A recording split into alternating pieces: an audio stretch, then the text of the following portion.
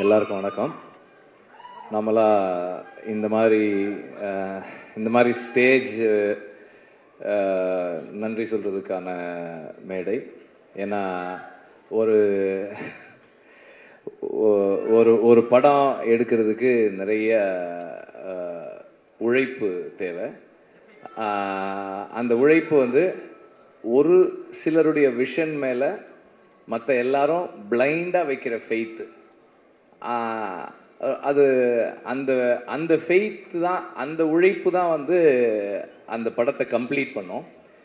And நாங்கள் இந்த படத்துக்கு, அதாவது இந்த கதைக்கு, படம் இல்லை, விடுதலைன்ற இந்த கதைக்கு ஒர்க் பண்ண ஆரம்பிச்சது டிசம்பர் 2020. ஸோ 4 years ஒரு ப்ராஜெக்டில் அப்ஸ் அண்ட் டவுன்ஸ் இருக்குது. இந்த படத்தில் நடிக்கும்போது கல்யாணம் பண்ணவங்க குழந்தை பிறந்து குழந்தைய ஸ்கூலுக்கெல்லாம் அனுப்பிட்டாங்க. அவ்வளோலாம் நடந்திருக்கு. அவ்வளோ காலம் நாங்கள் ஒர்க் பண்ணியிருக்கோம். அண்ட் இவ்வளவு காலம் ஒரு ஒரு ஒரு கதை, ஒரு ஐடியாலஜி, அந்த ஐடியாலஜியை புரிஞ்சிக்க முயற்சி பண்ணுற ஒரு டீம். அந்த டீமோட பிளைண்ட் ஃபெய்த்தில் ட்ராவல் பண்ண ஒரு 400-450 பேர், ஸ்டார்டிங் ஃப்ரம் த ப்ரொடியூசர். எல்லாருமே இந்த ஜேர்னியை ரொம்ப முழுசாக மனப்பூர்வமாக ஒர்க் பண்ணது, ரொம்ப கமிட்மெண்ட்டோடு பண்ணது. லாஸ்ட் டைம் நான் லிஸ்ட் எழுதி எல்லார் பேரையும் படித்தேன். அப்போது கொஞ்சம் டைம் இருந்தது. இப்போ சுத்தமாக எனக்கு டைம் இல்லை. I'm very preoccupied with the final work.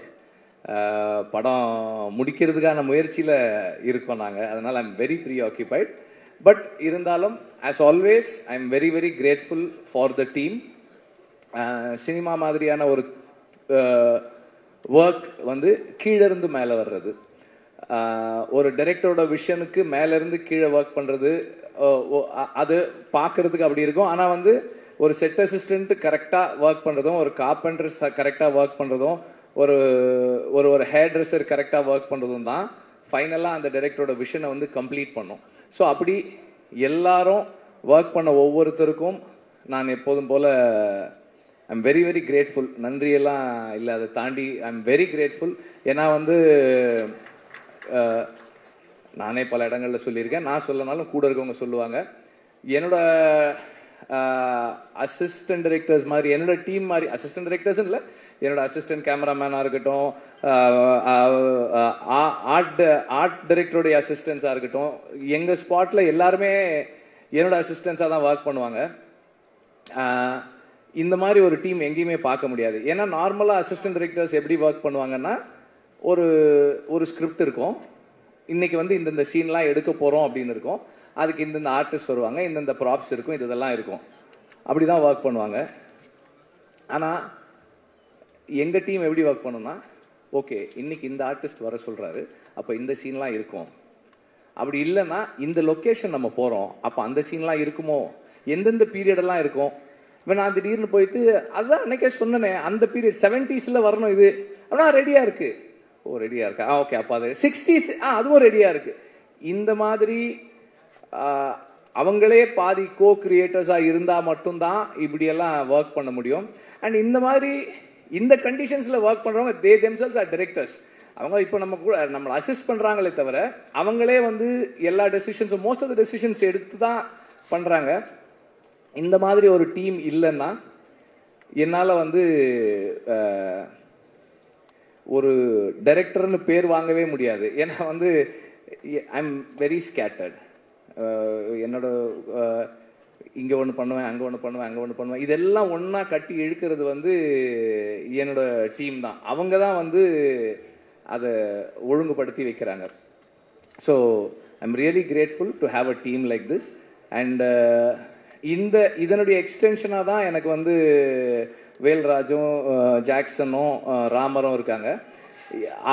இவங்களும் இப்போ நான் ஜாக்சன் கிட்ட ஜாக்சன் எனக்கு அந்த ஒரு 2 ஸ்ட்ரீட் வேணும், அந்த இது வேணும், ஏதாவது பண்ணிடுங்க, அவ்வளோதான் நான் சொல்லுவேன். அவர் ப்ரொடியூசர்கிட்ட பட்ஜெட் கேட்கறதுலேருந்து டைம் எடுத்துக்கிறதுல எல்லாம் அவர் பண்ணிடுவார். ஷூட்டிங் ஒரு 2 நாளைக்கு முன்னாடி செட்டு முடிஞ்சிருச்சா அப்படின்னு கேட்பேன். வந்து ஒரு தடவை பாருங்கன்னு. சரி முடிஞ்ச உடனே சொல்லுங்க, நான் வந்து பார்க்குறேன்னு. நான் நார்மலாக ஒரு லொக்கேஷன் பார்க்குற மாதிரி தான் போவேனே தவிர, நம்மளாம் ஒரு டைரக்டர் வந்து எனக்கு செட்டில் இதெல்லாம் வேணும் அப்படி போக மாட்டேன். ஒரு ஆக்சுவல் லொக்கேஷன் பார்த்துட்டு இந்த லொக்கேஷன் இப்படி இருக்குது, இதில் நான் எங்கெங்கே கேமரா வச்சுக்கிறேன். அவர் வரும்போதே சொல்லிடுவார், இங்கே வந்து போனால் இது மேலே கேமரா ஏற்றுவான், அது வந்து ஸ்ட்ராங்காக போட்டுக்கலாம், அதை வந்து அந்த கோடா வைக்கிறதுக்கு அடிச்சுக்குங்க அப்படின்றவார் அவர். So that's how it works. எல்லாருமே வந்து என்னுடைய ஸ்கேட்டர்ட் தாட் ப்ராசஸை அண்டர்ஸ்டாண்ட் பண்ணிக்கிட்டு எனக்குள்ளே இருந்து டீசெண்டான ஃபில்ம்ஸ் வர்றதுக்கு ஹெல்ப் பண்ணுறாங்க. So I am very grateful to have a team like this. இந்த டீமில் மை என்ன சொல்கிறது, என்னுடைய my greatest gratefulness is to have Raja sir in this team. ஏன்னா வந்து நார்மலாக வந்து மியூசிக் நான் ஜிவியோட ஒர்க் பண்ணியிருக்கேன், சந்தோஷோட ஒர்க் பண்ணியிருக்கேன். சந்தோஷ் ஒரு மாதிரி ஒர்க் பண்ணுவார், ஜிவி ஒரு மாதிரி ஒர்க் பண்ணுவார்.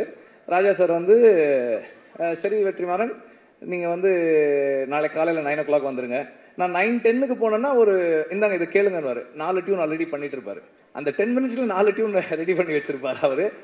And he is very punctual, which is little என்ன சொல்கிறது, எனக்கு அவ்வளோ கன்வீனியன்ட் கிடையாது, அது கொஞ்சம் இன்கன்வீனியன்ட்டாக எனக்கு. ஆனால் இன்னைக்கு காலையில் 9 o'clock வரேன்னு 9:25 கால் பண்ணுறாரு. என்ன வெற்றிமாறன், என்ன இன்னும் வரல? சார் வந்துகிட்டே இருக்கேன் சார் அப்படின்னு அவசரமாக போனேன். ஸோ எனக்கு வந்து அந்த மியூசிக் சைடில் எனக்கு எதுவுமே கவலையே இல்லை. நான் யோசிக்கவே மாட்டேன். அவர் சார் இந்த மாதிரி ஒரு சாங் சார், ஓகே. இந்த மனசில் சாங் அப்படி தான். சார் நான் வந்து ஒரு சீக்வன்ஸ் பண்ணியிருக்கேன் சார், ஐ திங்க் ஒரு சின்னதாக ஒரு சாங் இருந்தால் நல்லாயிருக்கும்னு எனக்கு தோணுது சார், அந்த சீக்வன்ஸ் காட்டுறேன் அப்படின்னா. சரி காட்டுங்கன்னாரு. நான் காமிச்சேன். அதில் இந்த ப்ரொட்டாகனிஸ்ட் வந்து அந்த ஃபீமேல் ப்ரொட்டாகனிஸ்ட் லீட் கிட்ட ப்ரொட்டாகனிஸ்ட் அவன் பேசிகிட்டு இருக்கான். பேசும்போது எனக்கு இந்த இடத்துல பேசலாமான்னு தெரியல, ஆனால் பேசாமல் இருந்தால் ஒரு மாதிரி இருக்குது, ஒரு மாதிரி அன்கம்ஃபர்டபுளாக இருக்குது அப்படின்னு சொல்லி அவன் சொல்லுவான். சீன்லாம் பார்த்தாச்சு. ஒரு 2 days கழிச்சு ரெக்கார்டிங் கம்போசிங் உட்காரலான்னு சொன்னார். ஒரு 5-6 டியூன்ஸ் கம்போஸ் பண்ணிவிட்டு அதில் ஒரு சீன் ஒரு டியூன் டிசைட் பண்ணோம். நெக்ஸ்ட் மார்னிங் அவர் கால் பண்ணார். இல்லை வெற்றிமாறன், நான் அதை யோசித்தேன், நான் வேற ஒன்று பண்ணியிருக்கேன், நீங்கள் வாங்க அப்படின்னாரு. ஆக்சுவலாக நான் அவருக்கு காமிச்சேன், எனக்கு அந்த சீன் மறந்துருச்சு. இவர் டியூன் பண்ணிட்டு லிரிக் எழுதிட்டார். மனசில் ஒரு மாதிரி இருக்குது அப்படின்னு, ஒரு மாதிரியாக இருக்குது, நல்லா இருக்கு சார். அப்போ சொன்னார், அந்த சீனில் அவன் சொல்கிறான்ல அதனால தான் அது அப்படின்றாரு. ஸோ அது எனக்கு வந்து ரொம்ப ஆச்சரியமாக இருக்கும். நான் அசிஸ்டன்ட் டைரக்டராக ஒர்க் பண்ணும்போதே நோட் பண்ணியிருக்கேன்.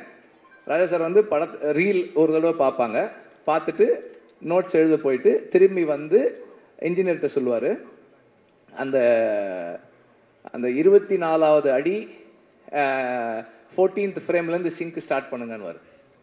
கரெக்டாக அங்கேருந்து வச்சா அந்த மியூசிக் கரெக்டாக இருக்கும், அந்த சேஞ்ச் ஓவர் கரெக்டாக இருக்கும். ஸோ அவ்வளோ மெமரியோட அவ்வளோ ஷார்ப்பாக ஒர்க் பண்ணுவார்.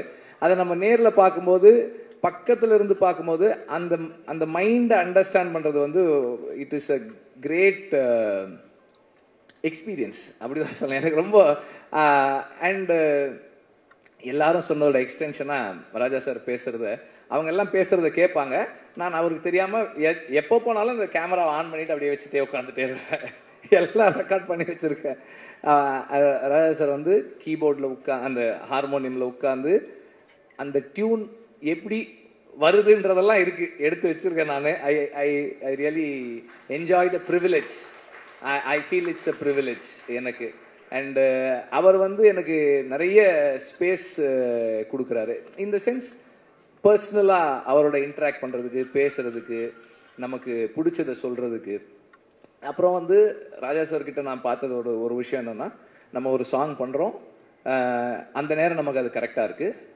அப்புறமா வந்து as we take long time to make the film, அந்த ப்ராசஸில் ஏதாவது மிஸ் ஆகும்போது, சார் இல்லை சார் எனக்கு வேற மாதிரி இருந்தால் நல்லா, ஓகே அதை விட்டுரு, வேற பாட்டு பண்ணிக்கலாம்.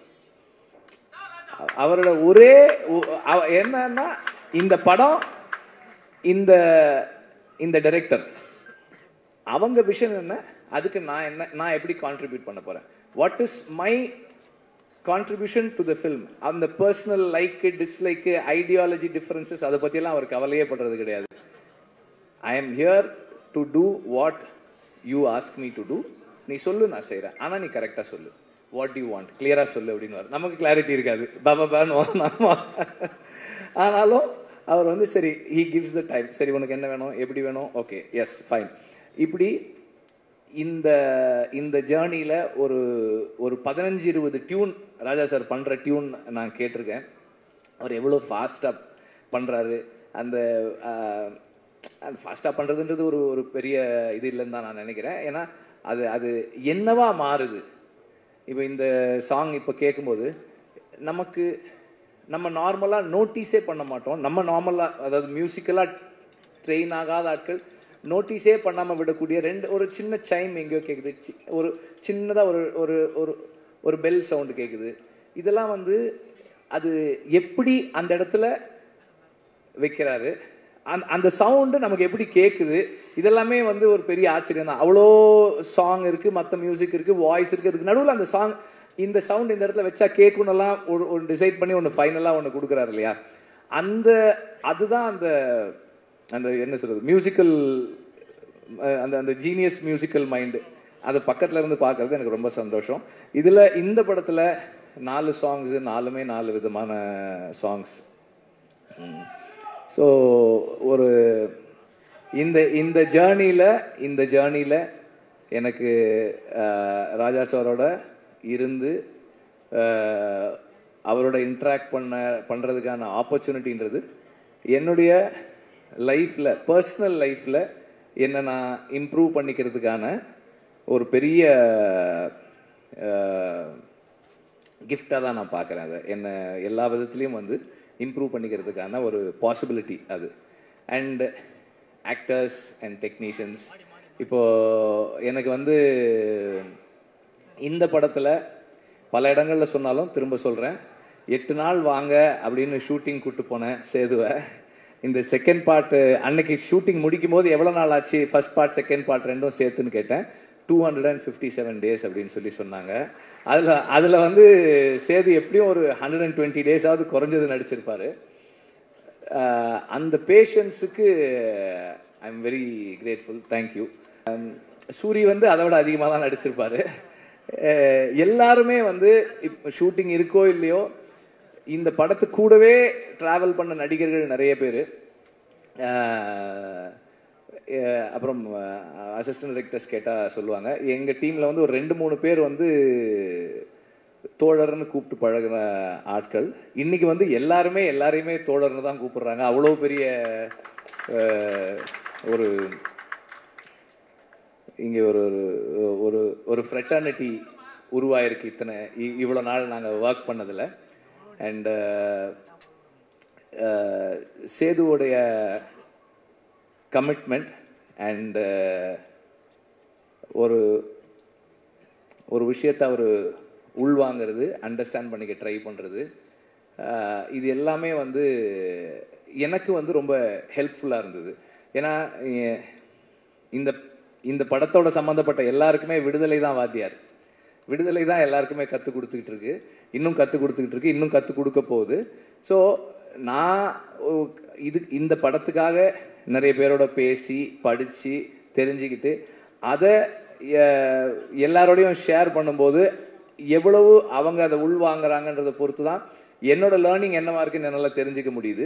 ஸோ அந்த மாதிரி தொடர்ந்து இந்த படம் எல்லாருக்கும் எனக்கு நிறைய கற்றுக் கொடுத்துக்கிட்டு இருக்கு. இன்னும் படம் ஃபைனல் ஸ்டேஜஸில் இருக்குது, முடிக்கிறதுக்காக ஒர்க் பண்ணிக்கிட்டு இருக்கோம். அது முடியும் போது இன்னும் நிறைய கற்றுக்கிட்டு வந்திருப்போம்னு நான் நம்புகிறேன். அண்ட் இந்த மியூசிக் ஸ்டேஜ்ன்றதால எக்ஸ்ட்ராவா ஒன்று என்ன சொல்ல விரும்புகிறேன்னா, நான் வந்து இந்த படத்தோட பேக்ரவுண்ட் ஸ்கோர் செஷன்ஸை பார்க்குறதுக்கு ரொம்ப எக்ஸைட்டடாக வெயிட் பண்ணிகிட்ருக்கேன். ராஜா சார் வந்து அதை எப்படி என்ன பண்ண போகிறாங்க அப்படின்னு பார்க்குறதுக்கு ரொம்ப ஆர்வமாக இருக்கேன். சீக்கிரம் வரேன் சார், ரீல் எடுத்துகிட்டு வரேன் சார், சீக்கிரம் வரேன். அண்ட் நம்பர் ஆஃப் டேஸ் கேட்கும் போதே வந்து தெரியும் எவ்வளோ சேலஞ்சிங்கானதுன்னு. 257 நாள் ஷூட்டிங்கு. அதுவும் கூட அன்னைக்கு கூட எப்படி முடிச்சேன்னா, வேற வழி இல்லை. அதனால ஷூட் பண்ணுறதை நிறுத்திக்கிறேன்னு தான் சொன்னேனே தவிர ஷூட்டிங்கை முடிக்கிறேன்னு சொல்லலை. ஏன்னா முடியல, இன்னும் கொஞ்சம் பாக்கி இருக்கு. பட் எனிவே இவ்வளோ நாள் எல்லாருக்கும் வெறும் டைம் மட்டும்தான். ப்ரொடியூசருக்கு டைமு, பணம், இன்ட்ரெஸ்ட் எல்லாமும் சேர்ந்துருக்கு. அதோட சேர்ந்து அவரும் வந்து இந்த படத்தின் மூலமாக லேர்ன் பண்ணி அவர் பர்சனல் லைஃப்லையும் நிறைய சேஞ்சஸ் பண்ணிக்கிட்டு இந்த படத்தோடவே தொடர்ந்து கூட இருக்காரு. And last but not the least, I need to thank the family.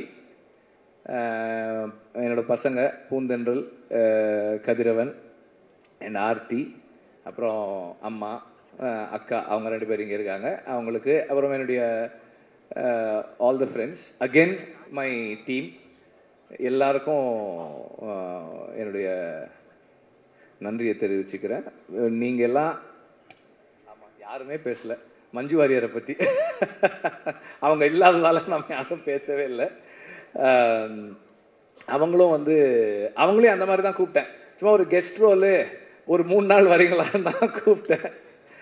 Okay, நாங்கள் 3 சீன்னு சொன்னேன்னு நினைக்கிறேன். 3 சீன்னு சொன்னேன். இப்போ 2 பாட்டு இருக்குது அவங்களுக்கு படத்தில் வந்து she plays a very important role. அவங்களோட அசுரனுக்கு அப்புறம் அவங்களோட ஒர்க் பண்ணுறோம். இந்த the commitment again she brings in அந்த ஒரு கேரக்டருக்கு அவங்க கொடுக்குற லைஃப், அதுவும் வந்து ரொம்ப ஸ்பெஷலானது. இந்த ரோல் வந்து உண்மையிலேயே வந்து ஒரு ஸ்பெஷலான ரோல் தான் அது. ஒரு படம் நல்லா வர்றதுக்கு அதெல்லாம் சொல்ல முடியாதுப்பா. என்னப்பா அது,